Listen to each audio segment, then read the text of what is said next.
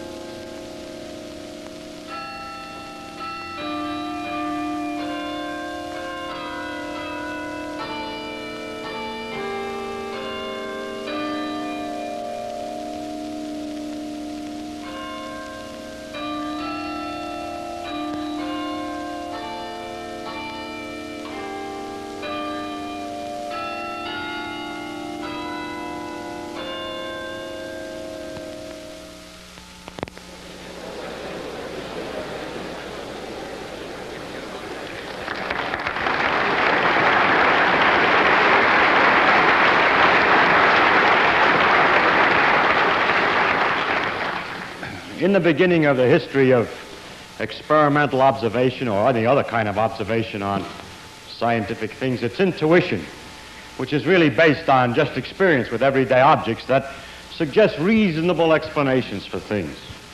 But as we try to widen and make more consistent our description of what we see, as it gets wider and wider and we see a greater range of phenomena, the explanations become what we call laws instead of simple explanations. But the one important odd characteristic is that they often seem to become more and more unreasonable, and more intuitively far from obvious. To take an example is the relativity theory, in which, for instance, the proposition is that if you think that two things occur at the same time, that's just a subjective opinion. Someone else could conclude that those two events, one was before the other, and that simultaneity is merely a subjective impression. Now, there's no reason why this should be otherwise, really. The things of the direct everyday experience involve large numbers of particles, or involve things moving very slowly, or involve other conditions that are very special and represent, in fact, a very limited experience with nature. It's a small section only that one gets of natural phenomena from a direct experience. It's only through the refined measurements and careful experimentation that we can get a wider vision. And then we see unexpected things. We see things that are far from what we would guess. We see things that are very far from what we could have imagined. And so our imagination is stretched to the utmost, not as in fiction to imagine things which aren't really there, but our imagination is stretched to the utmost just to comprehend those things which are there. And it's this kind of a situation that I want to talk about tonight. Start, for instance, with the history of light. At first, light was seen to behave, it would appear to behave very much like a rain of particles, of corpuscles, like rain. Bullets from a gun, same idea. Then with further research, it was clear that it was not right, but that light actually behaved like waves, like water waves, for instance. And then in the 20th century, on further research, it appeared that light actually behaved in many ways, again, like particles. In the photoelectric effect, you could count these particles, they're called photons now, and so forth. Again, electrons, when they were first discovered, behaved exactly like particles, bullets, very simple. Further research showed, in electron diffraction experiments and so on, that they behave like waves. And as time went on, there was a growing confusion in the question of how the things really behave, the waves or particles or waves, because everything looked like both. Now, this growing confusion was resolved in 1925 or 26 with the advent of the correct equations for quantum mechanics. And now we know how the particles, how the electrons and how light behave. But what can I call it? I can say they behave like a particle wave, or they behave in typical quantum mechanical manner. There isn't any word for it. If I say they behave like particles, they give the wrong impression. If I say they behave like waves, they behave in their own inimitable way, which technically could be called the quantum mechanical way. They behave in a way that is like nothing that you have ever seen before. Your experience with things that you have seen before is inadequate, is incomplete. The behavior of things on a very tiny scale is simply different. They do not behave just like particles. They do not behave just like waves. Atoms do not behave like weights hanging on a spring and oscillating, nor do they behave like miniature representations of the solar system with little planets going around in orbits, nor does it appear to be somewhat like a cloud or fog of some sort surrounding the nucleus. It behaves like nothing that you've seen before. Well, there's one simplification. At least electrons behave exactly the same in this respect as photons. That is, they're both screwy, but in exactly the same way. How they behave, therefore, takes a great deal of imagination to appreciate, because we're going to describe something which is different than anything you know about. This, in that respect at least, makes this perhaps the most difficult lecture of the series, in the sense that it's abstract, in the sense that it is not close to experience. And I cannot avoid that. Were I to give a series of lectures on the character of physical law, and to leave out from this series the description of the actual behavior of particles on a small scale, I would certainly not be doing the job, because this thing is completely characteristic of all of the particles of nature and is a universal character. And it is, if you want to hear about the character of physical law, essential to talk about this particular aspect. So it will be difficult. But the difficulty really is psychological and exists in the perpetual torment that results from your saying to yourself, but how can it be like that? Which really is a reflection of an uncontrolled, but I say utterly vain, desire to see it in terms of some analogy with something familiar. I will not describe it in terms of an analogy with something familiar. I'll simply describe it. There was a time when the newspaper said that only 12 men understood the theory of relativity. I don't believe there ever was such a time. There might have been a time when only one man did, because he's the only guy who caught on before he wrote his paper. But after people read the paper, a lot of people kind of understood the theory of relativity in some way or other, but more than 12. On the other hand, I think I can safely say that nobody understands quantum mechanics. Now, if you appreciate this and don't take the lecture too seriously, that you really have to understand in terms of some model what I'm going to describe, and just relax and enjoy it, I'm going to tell you what nature behaves like, and if you will simply admit that maybe she does behave like this, you will find her a delightful, entrancing thing. So that's the way to look at the lectures, not to try to understand. Well, you have to understand in English, of course. But in any sense, in terms of something else, don't keep saying to yourself, if you can possibly avoid it, but how can it be like that? Because you'll get down a drain. You'll get down into a blind alley in which nobody has yet escaped. Nobody knows how it can be like that. So then just let me describe to you the behavior of electrons or of photons in their typical quantum mechanical way. Now, the way I'm going to do this is by a mixture of analogy and contrast. If I made a pure analogy, we would fail. So it must be by analogy and contrast to things that you're familiar with. And so I make it, and by analogy and contrast, first to the behavior of particles, for which I will use bullets, and second to the behavior of waves, for which I will use, say, water waves or sound waves. So we begin. First to discuss in a particular, what I'm going to do is I'm going to invent a particular experiment, and first tell how it would behave, what the situation would be in that experiment using particles, what you would expect to happen if the waves were involved, and then what happens when there are actually electrons or photons in the system.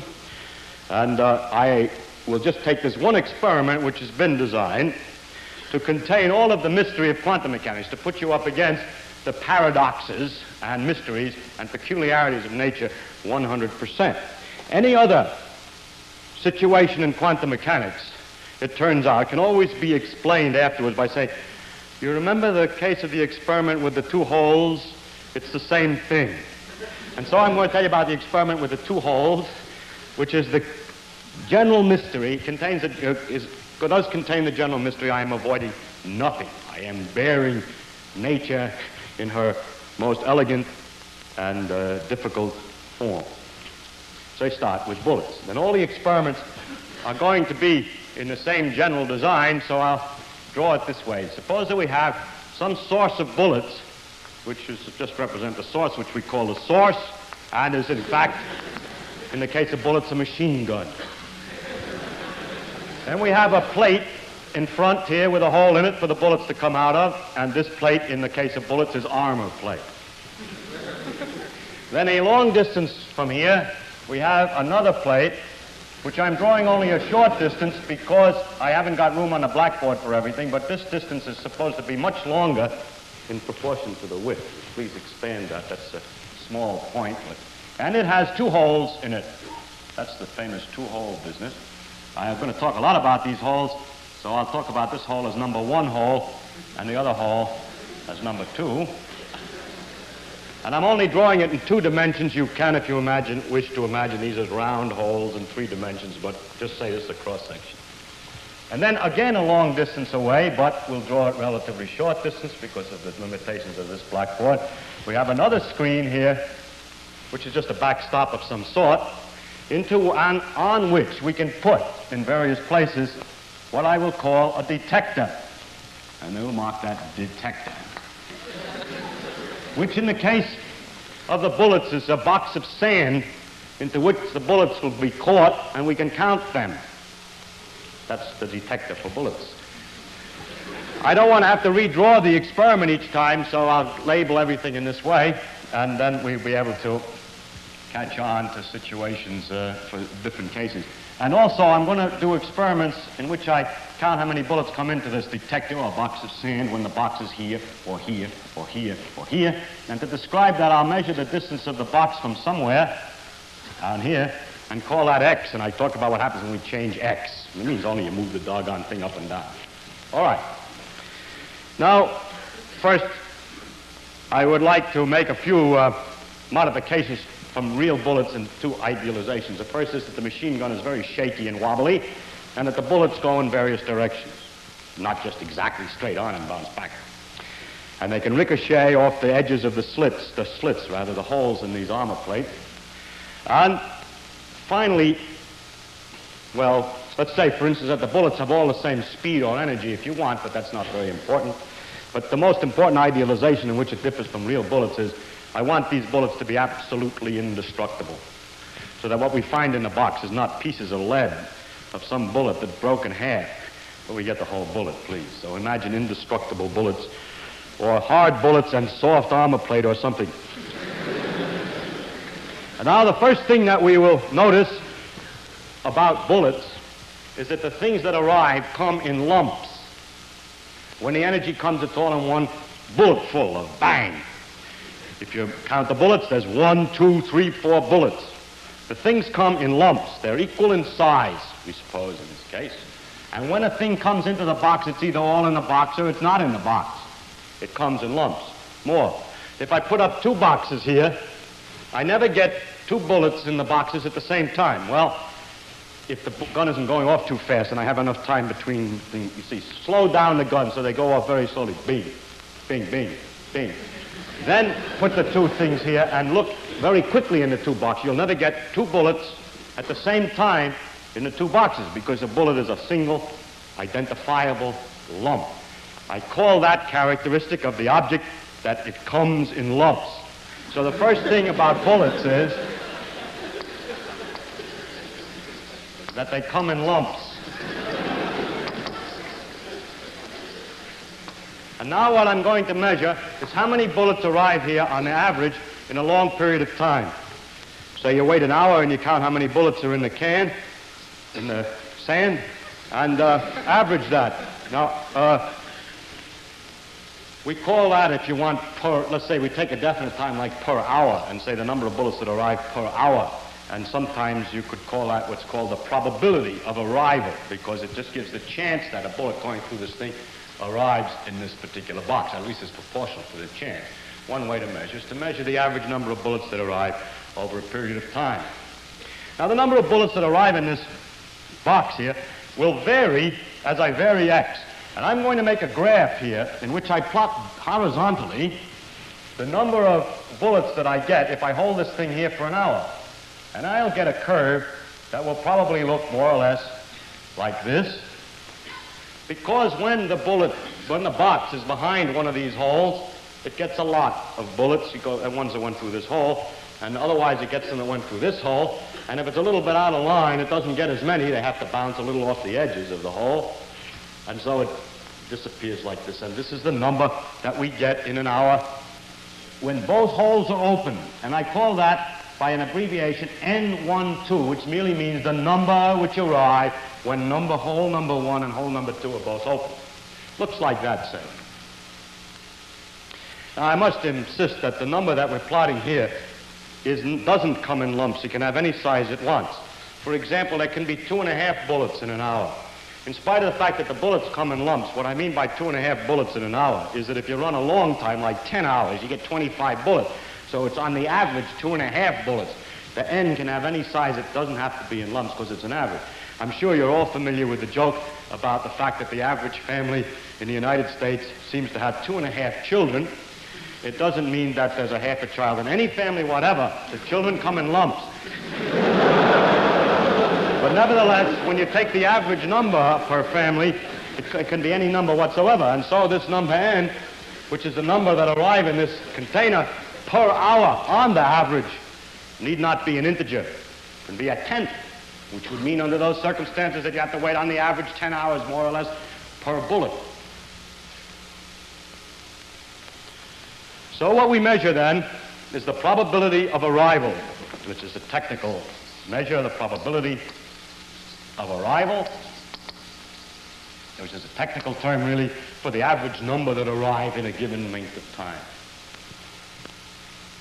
And now finally, if we go to analyze this curve N12, we can interpret it very nicely.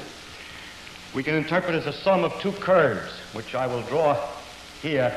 You see, that's why I need the blackboard, for I got several cases, so I draw two curves here. One which would represent what I call N1, the number which will come if hole number 2 is closed by another piece of armor plate in front, and so they all come through number 1. And N2 would be the number that come through hole number 2 alone. So N1 is the number that comes through hole number 1 alone, and N2 is the number that comes through hole number 2 alone, those numbers being determined by closing the respective holes. And then we discover a very important law, which is that the number that arrive with both holes open is the number that arrive by coming through number 1 hole plus the number that comes through number 2 hole. And this proposition, the fact that all you have to do is add these two together, I call nice, or no interference. That is, what you get from the two holes open is the same as you get by simply adding each hole separately. That's for bullets. Done. We're done with bullets.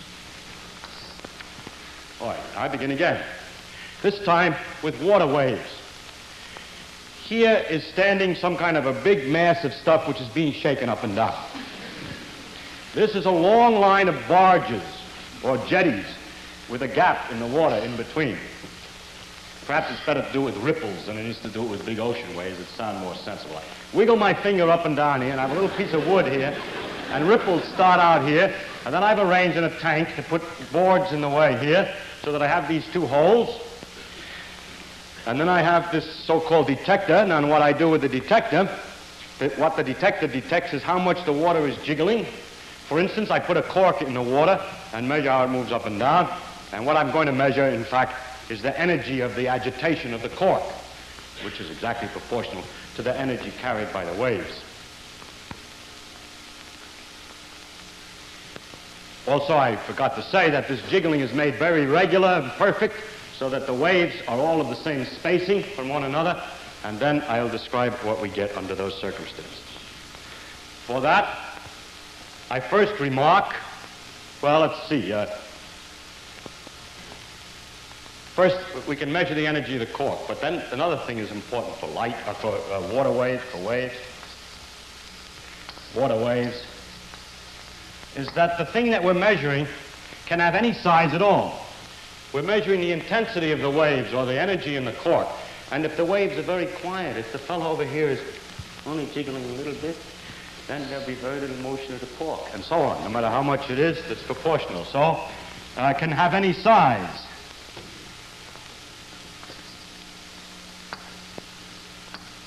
It doesn't come in lumps. It's not all there or nothing.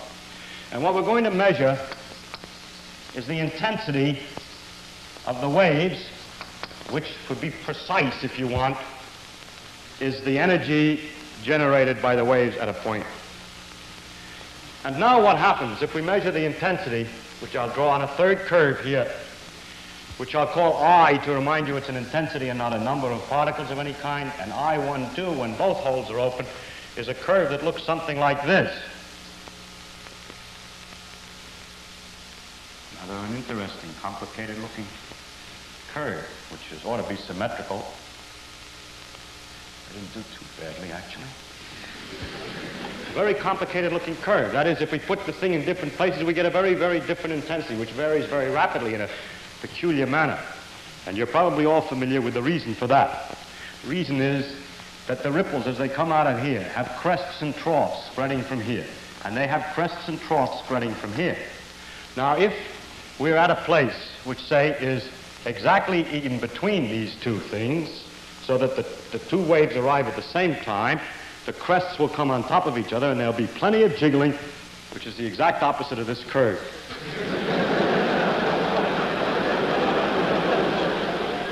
So I'll have to put, there should be another bump. We have a lot of jiggling right in dead center. On the other hand, if I were to move to some point here, since I'm further from hole 2 than hole 1, it takes a little longer for the waves to come from 2 than from 1. And when 1 has a crest arriving, the crest hasn't quite reached there yet from 2. In fact, it's a trough from 2. So the water tries to move up and it tries to move down from the influences of the waves coming from the two holes, and the net result is it doesn't move at all, or practically not at all, and so we have these low bumps at that place. And then if you move still further over, you get enough delay that when a crest is here, this other crest is in fact one whole wave behind. So in fact it's a crest that is, two crests are coming on top of each other, but not the same crest, so to speak. The fourth crest from here and the fifth crest from there on top. So you get a big one again, then a small one, a big one, small one, depending upon the way the crests and troughs interfere, as we say. The word interference, again, is used in science in a funny way because we'll have what we call constructive interference. When they both interfere here, it makes it stronger. Well, they call it interference anyway, but the very important thing is that I12 is not the same as I1 plus I2, and we say it shows interference. Yes, interference. That's a funny term, we use it. Constructive and destructive interference. I didn't mention what I1 and I2 look like, but we can find out by closing this, for instance, to find I1. The intensity that you get here, if the hole is closed, is simply the waves from one hole for which there's no interference, and that's this curve. N1 is the same as I1, and the same way otherwise I2, and this curve is quite different than the sum of these two. As a matter of fact, the mathematics of this curve is rather an interesting one. What is true is this, that the height of the water when both holes are open is equal to the height that you would get from number 1 open plus the height that you get from number 2 open. Thus, if it's a trough, the height from 2 is negative and cancels out the height from 1. So you can represent it by talking about the height of the water. But it turns out that the intensity in any case, for instance, when both holes are open, is not the same as the height, but is proportional to the square of the height. And it's because of this fact that we're dealing with the squares that we get these very interesting curves. All right, now, we erase the machinery and start over. This time, we start with electrons.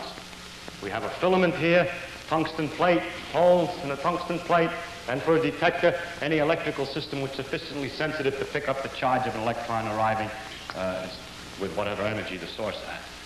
Or if you would prefer, we could use photons, and this is a black paper with a hole in it, 2 holes in another sheet of black paper. Paper isn't very good because the fibers don't make a sharp hole, so use something better. And here, for a detector, a photomultiplier that can detect the individual photons arriving.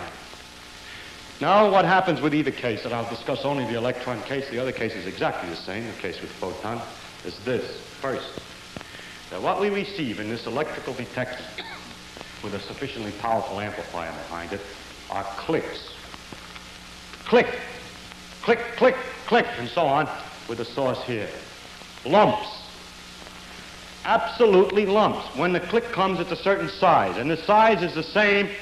If you turn the source weaker, the clicks come further apart, but it's the same size click. If you turn it up, they go quicker, quicker, and it jams the amplifier. So you have to turn it down enough that there aren't too many clicks for the machinery that you're using to detect. Next, if you will to put up another detector here and listen to both of them, you never get 2 clicks at the same time, at least if the source is weak enough so that, because of the precision with which you measure the same time. If you cut down the intensity of the source so they come few and far between, they never come a click in both detectors.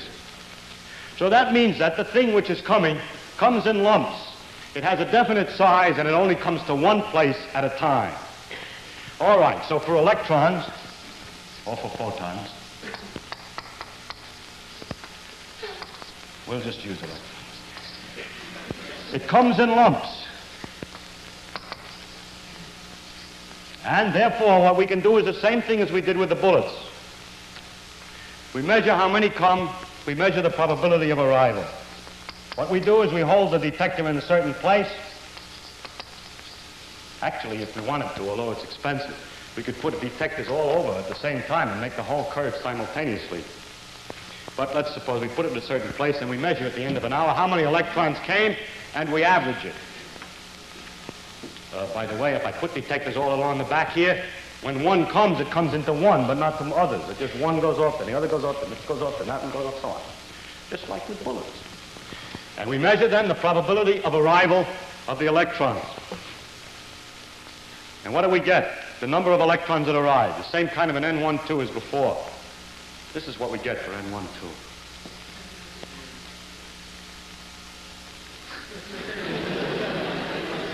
N12 is this is what we get with both holes open. And that's the phenomenon of nature, that she produces the curve, which is the same as you would get from an interference of waves.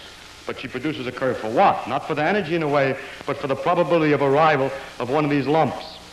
The mathematics is simple. You change I to N, and you have to change H to something else, which is new.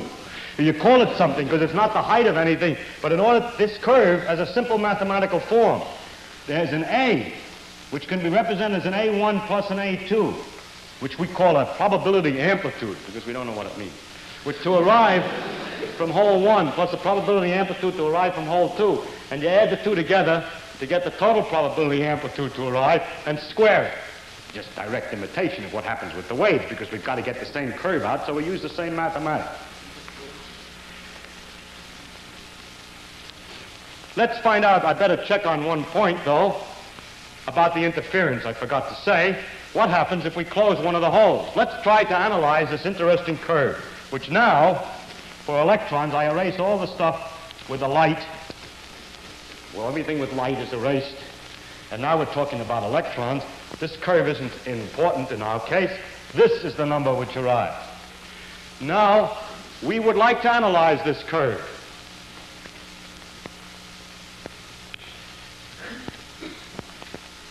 And we try this. We say maybe it comes, we can analyze this by thinking that the electrons come through this hole or through the other. So we can close one hole and measure how many come through hole number 1, and we get that curve. Or we can close this hole and measure how many come through hole number 2, and we get that curve. And these two added together is not this, and so this is not the same as N1 plus N2, and it does show interference. It shows interference. And in fact, the mathematics is given by this funny formula that the probability of arrival is the square of an amplitude, which itself is the sum of two pieces.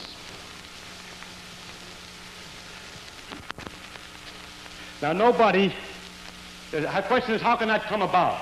That when they go through hole 1, they would be distributed this way. When they go through hole 2, they would be distributed that way. How could it be that when both holes are open, you don't get the sum of the two? Instance, if I hold the detector at this point here, I get practically nothing. If I close one of the holes, I get plenty. If I close the other hole, I get something. If I leave both holes open, I get nothing. If I let them go through both holes, they don't come anymore. Or take the point in the center. You can show that that's higher than the sum than it was in the other case, than the sum of these two. I get more here when both holes are open than I would get with either one of the two closed. Now, you might think that if you were clever enough, you could argue that they have some way of going around through the holes back and forth, and they do something complicated, or it splits in half and goes through the two holes, and so forth, in order to explain this phenomenon. Nobody, however, has succeeded to get an explanation of this that's satisfactory, because the mathematics in the end is so very simple. The curve is so very simple. I will summarize then by saying that electrons arrive in lumps like particles. But the probability of arrival of these lumps is determined like the intensity of waves would be. And it is in this sense that the electron behaves, as you might say, sometimes like a particle and sometimes like a wave. It behaves in these two different ways at the same time. And that's all there is to say. I give a mathematical description to figure out the probability of arrival of electrons under any circumstances and so on, and that would, in principle, be the end of the lecture, except that there are a number of subtleties involved in the fact that nature works this way. There's a number of peculiar things. And I would like to discuss those peculiarities because they may not be self-evident at this point. So to discuss the subtleties, we begin by discussing a proposition which we would have thought to use since these things are lumps. Since what comes is always one complete which I'll call an electron, one complete lump, one complete electron, it's obvious that it's reasonable that either an electron arrives or goes, let's say, that either an electron goes through hole number 1 or it goes through hole number 2. That seems like it goes through hole number 2. That seems very obvious that it can't do anything else if it's a lump. And I'm going to discuss this proposition, so I have to give it a name. I'll call it Proposition A. Now, we've already discussed a little bit what happens with Proposition A. If it were true that an electron either goes through hole number 1 or it goes through hole number 2, then the total number which arrive here would have to be analyzable as a sum of two contributions. The total number which arrive here will be the number that come here via hole 1 plus the number that come via hole 2.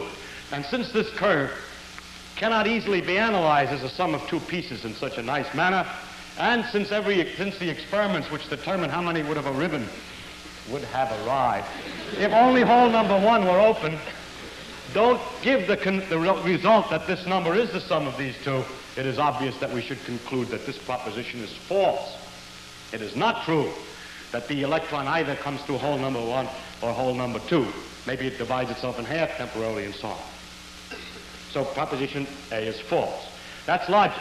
Unfortunately, or otherwise, we can test logic by experiment. And so we just have to do to find out whether it's true or not that the electrons come through hole 1 and hole 2, or maybe they go around through both holes if they split up and so on. All we have to do is watch them. We watch them, we need light. So we put back here behind the holes a source of light. It's very intense light. Light is scattered by electrons, that is bounced off electrons.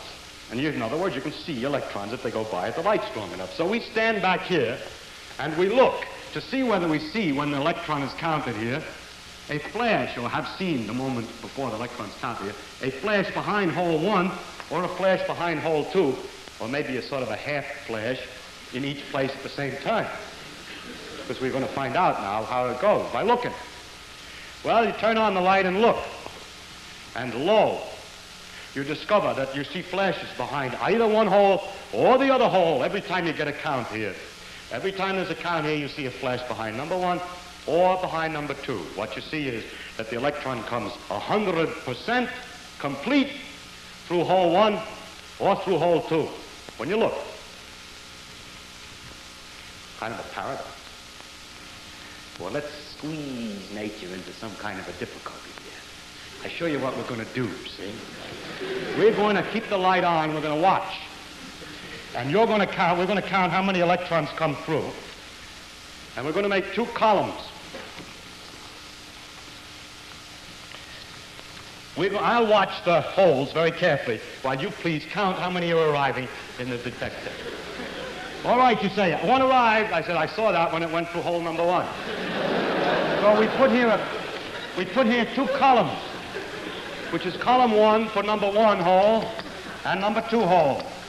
And every time you get one, you tell me you got one. I have seen it, of course. And I say either number 1 or 2. The first one was 1. What's the next one? Number 2. All right. Number 2. Number 2. Number 1. So on. So as we watch the electrons, as I watch the electrons, for every one that you count, I can separate them experimentally into 2 columns. Them what have arrived via hole 1, and those, I know the English is right, I'm just trying to, that arrived via hole 2. So the total number that arrived, well, first, what does this column look like when you add it all together for different positions here, which is just the number that is supposed to have come through 1. I watch behind 1, and what do I see?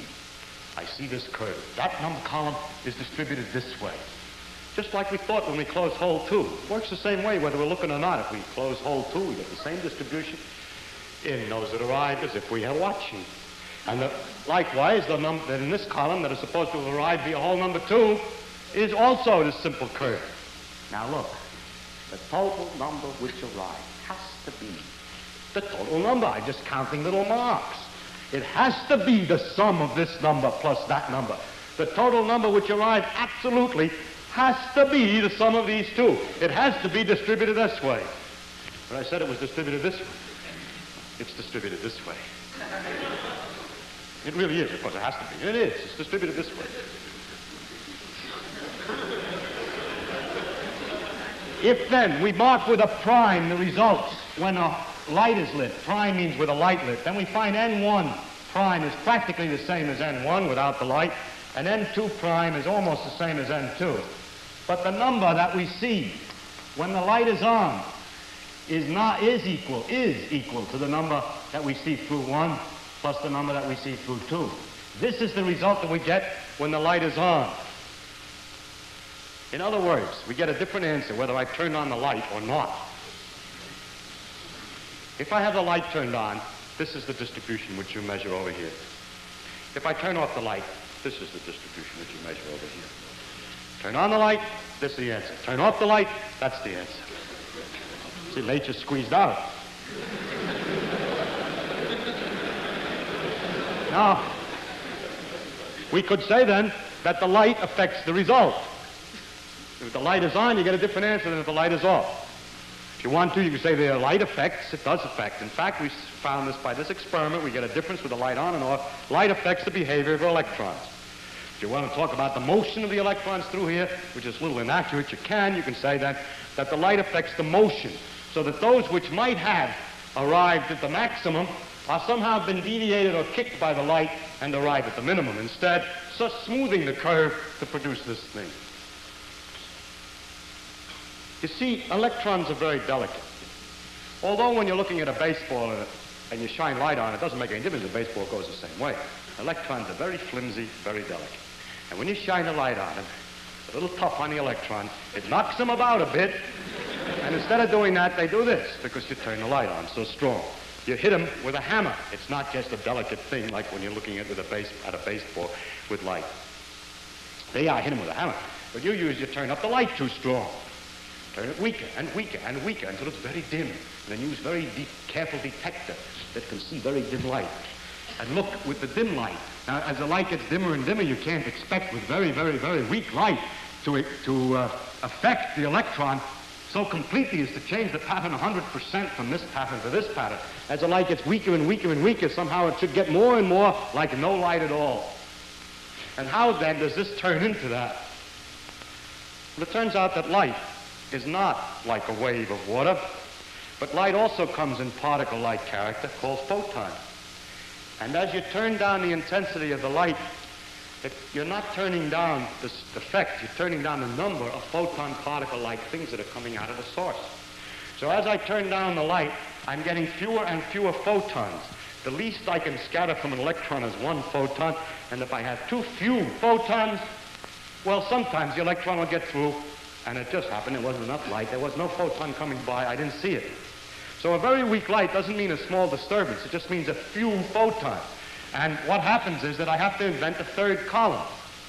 You see, you get a click over here, I say, I saw that one, that was in number 1 hole, this was behind hole number 2, then another sorry, I didn't see that. There wasn't enough light to give a photon at that time, so there must be a third column under didn't see. And when the light is very strong, there are very few in there. And when the light is very weak, most of them end in there. So that there are 3 columns, this one, and sometimes in here. Well, you can guess what happens. The ones I do see are distributed this way. The ones I didn't see are distributed that way. And as I turn the light weaker and weaker, well, I see less and less of them, with greater and greater fraction are not seen, and the actual curve in any case is a sub of a mixture of this, and as the light gets weaker so that fewer and fewer are seen, it gets more and more like that in a continuous fashion. So, in this case, if the electrons are not seen and nothing bounced off the light under those circumstances, you get this complicated pattern for those electrons which were not seen. The ones in the column didn't see are exactly distributed in this complicated way, and the other 2 columns are in these 2 ways here.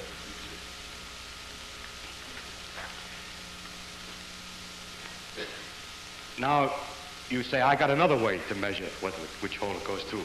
And I'm sorry I haven't got enough time to discuss a large number of different inventions that you might have to find out which hole the electron went through and what happens in each case. It always turns out, however, that it's impossible to arrange the light in any way so that you can tell through which hole the thing is going without disturbing the pattern of arrival of the electrons from this form to this form, without destroying the interference. And not only light, but anything else. You use neutrinos, you use anything. There's a principle that's impossible to do it. You can, if you want, invent a way to tell which hole the electron's going through. Then it turns out it's going through one or the other. But if you try to make that instrument so that at the same time it doesn't disturb the motion of the electrons, then what happens is you get back, you can't tell anymore which one it goes through, and you get this. If you can tell, you get this. Heisenberg noticed when he discovered the laws of quantum mechanics that the new laws of nature that he discovered could only be consistent if there was some basic limitation to our experimental abilities that had not been previously recognized. In other words, you can't experimentally be as delicate as you wish. And he proposed his uncertainty principle, which stated in terms of our experiment is the following. He stated it another way, but they're exactly equivalent. You can get from one to the other, but unfortunately I haven't time to explain that. But in our experiment, his uncertainty principle would be stated in this manner. It is impossible to design any apparatus whatsoever to determine which hole the electron passes, and when one succeeds in determining which hole the electron passes, which can determine through which hole the electron passes, that will not at the same time disturb the electron enough to destroy the interference pattern. And no one has found a way around this, and I'm sure you're all itching with inventions as to methods of detecting which hole the electron went through, but if each one of them is analyzed carefully, you'll find out there's something the matter with it, and that if, without disturbing the electron, you'd think you could do it, but it turns out there's always something the matter, and you can account for the difference in the patterns due to the disturbance of the instruments used to determine through which hole the electron comes. Now, this, therefore, is a basic characteristic of nature and tells us something about everything. If a new particle is found tomorrow, the kaon, actually it's already been found, something, give it a name, let's say a kaon, and I use kaons to interact with electrons to determine which hole the electron is going through, I already know ahead of time, I hope, enough about the behavior of the kaon to say that it cannot be of such a type that I could tell through which hole the electron would go without at the same time producing a disturbance on the electron that changed the pattern from here to here. So that the uncertainty principle is used as a general principle to guess ahead at many of the characteristics of unknown objects. They are limited in their character. Well then, let's go back. What about this proposition A? Does it go either through one hole or the other, or not? Well, physicists have a convention, a way of avoiding the pitfalls which exist, and they make their game, their rules of thinking as follows. That if you have an apparatus which is capable of telling which hole the electron goes through, and you can have such apparati, then one can say that it either goes through one hole or the other. And it does. When you look, it always is going through one hole or the other. When you look. But when you do not try to determine, or you have no disturbance, no apparatus there to determine through which hole the thing goes, under those circumstances, you cannot say that it either goes through one hole or the other. You can always say it, provided you stop thinking immediately and don't make any deduction from it. We prefer not to say it, rather than to stop thinking at the moment. In other words, when we don't look, we can't say through which hole it's going, but if you try to look to see, you find it always goes through one hole or the other. Still, to conclude that it goes either through one hole or the other when you're not looking is to produce an error in prediction. And that is the logical tightrope on which we have to walk if we wish to interpret nature. This proposition that I'm talking about is more general. It's not just for two holes. It's a general proposition reads something like this, that the probability of any event in an ideal experiment, that just means that when everything is specified as well as it can be, the probability of an event is the square of something, which I call A here, is called the probability amplitude. And when an event can occur in several alternative ways, the probability amplitude, this A number, is the sum of the A's for each of the various alternatives. And finally, if an experiment is performed which is capable of determining which alternative is taken, the probability of the event is the sum of the probabilities for each alternative. That is, you lose the interference. Now, the question is, how does it really work? What machinery is actually producing this thing? Well, nobody knows any machinery. Nobody can give you a deeper explanation of this phenomenon than I have given. That is a description of it. They can give you a wider explanation in the sense that they can do more examples to show how it's impossible to tell which hole it goes through and at the same time not destroy the interference pattern. They can give a wider class of experiments than just the two-slit interference experiment and so on, but there's just repeating the same thing to drive it in. It's not any deeper, it's only wider. The mathematics can be made more precise. You can mention that they're complex numbers instead of real numbers and a couple of other minor points which have nothing to do with the main idea. And the deep mystery is what I described. And no one can go any deeper today, but only wider.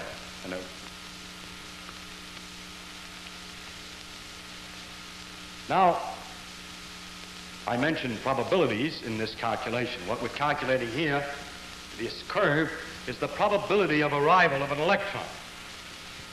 The question is there any way to determine where it really arrives? We are not averse to using the theory of probability, that is calculating odds, when a situation is very complicated. You throw up a die and it spins so many times in the air with the various resistors and atoms and all this complicated business that we're perfectly willing to allow that we don't know enough details, and so we calculate the odds that the thing will come this way or that way. But here what we're proposing, is it not, is that there be probability all the way back at the fundamental laws. That in the fundamental laws of physics there are odds. For example, suppose that I have an experiment so set up that with the light out, I get this interference situation and know that. Then I say that with the light on, I can't predict through which hole it will go. I only know that each time I look, it'll be one hole or the other. But there is no way to predict ahead of time through which hole it goes. The future, in other words, is unpredictable. It is impossible to predict in any way from any information ahead of time through which the thing will go, or which hole it will be seen behind.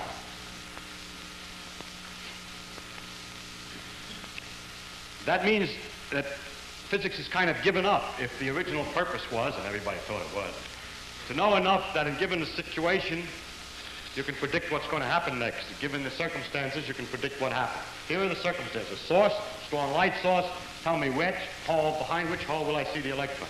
You say, well, The reason you can't tell through which hole you're going to see the electron is it's determined by some very complicated things back here. If I knew enough about that electron, it has internal wheels, internal gears, and so forth, that this is what determines through which hole it goes. So it's 50-50 probability because, like a die, it's set sort of at random. And that if I were to have studied it carefully enough, your physics is incomplete. If you get a complete enough physics, then you'll be able to predict through which hole it goes. That's the hidden variable theory, so-called. Well, that's not possible. It is not due to a lack of detailed knowledge that we cannot make the prediction, because I said that if I didn't turn on the light, I should get this interference pattern. If I have a circumstance in which I get that interference pattern, then it is impossible to analyze it in terms of saying it goes through here or here, because that curve is so simple, mathematically a different thing than the contribution of this and this as probability. So if it were possible for you to have determined through which hole it was going to go if I had the light on, the fact that I have the light on hasn't got anything to do with it. Whatever gears there are back here that you observed, which permitted you to tell me whether it was going to go through one or two, you could have observed if I had the light off. And therefore you could have told me with the light off which hole, each time an electron goes, which hole it's going to go through. But if you can do this, then that curve would have to be represented as a sum of those that go through there and those that go through there, and it ain't. And therefore, it's impossible to have any information ahead of time as to which hole it's going to go through when the light is out, or when the light is on, or out, in a circumstance where the experiment is set up there to produce this interference. So it is not a lack of unknown gears, a lack of internal complications that makes nature have probability in it. It seems to be, in some sense, intrinsic. Someone has said it this way: nature herself doesn't know which way the electron is going to go. A philosopher once said, pompously, "It is necessary for the very existence of science that the same conditions always produce the same result." Well, they don't. You can set up the electrons in any way. I mean, you set up the circumstance here in the same conditions every time, and you cannot predict behind which hole you'll see the electron. They don't, and yet the science goes on in spite of him, although the same conditions don't produce the same results. That makes us unhappy that we can't predict exactly what will happen. Incidentally, you can make a circumstance which is very dangerous and serious, and man must know, and still can't predict. For instance, we could cook up, I know we'd rather not, but we could cook up a scheme by which we arrange photocells so that if it sees the electron, one electron is going to go through. If we see it behind hole number 1, we set off the atomic bomb and start World War III. If we go see it behind hole 2, we have just to make peace feelers and delay the war a little longer. Then the thing is that the future of man would then be dependent upon something which no amount of science can predict. So the future is unpredictable. What is necessary for the very existence of science and so forth, and what the characteristics of nature are not to be determined by pompous preconditions. They're to be determined, they are determined always by the material with which we work, by nature herself. We look and we see what we're going to find, what we find, and we cannot say ahead of time successfully what it's going to look like. The most reasonable possibilities turn out often not to be the situation. What is necessary for the very existence of science is just the ability to experiment, the honesty in reporting results. The results must be reported without somebody saying what they'd like the results to have had been. And finally, an important thing is the intelligence to interpret the results, but important point about this intelligence is that it should not be sure ahead of time about what must be. Now, it can be prejudiced and say that's very unlikely. I don't like that. Prejudice is different than absolute certainty. I don't mean absolute prejudice, just bias. But not strict bias, see, not complete prejudice. As long as you're biased, it doesn't make any difference, because if the fact is true, there will be a perpetual accumulation of experiments that perpetually annoy you until they cannot be disregarded any longer. Only can be disregarded if you're absolutely sure ahead of time of some precondition that science has to have. In fact, it is necessary for the very existence of science that minds exist which do not allow that nature must satisfy some preconceived conditions like those of our philosophers.